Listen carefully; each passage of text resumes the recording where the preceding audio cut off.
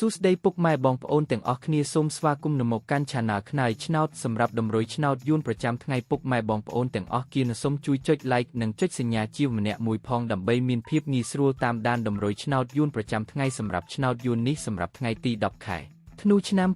2025ចឹងកុំឲ្យខាតពេលវេលាពុកម៉ែបងប្អូនយូរយើងចូលមកមើលតម្រុយឆ្នោតយើងវិញតែម្ដងទៅសម្រាប់លេខតូចចាច់មិនមាន3គ្រាប់គឺលេខ85 12និង33សម្រាប់លេខតូចពុកម៉ែបងប្អូននិងតម្រុយលេខធំ admin មាន3លេខដែរគឺលេខ5 229គុណ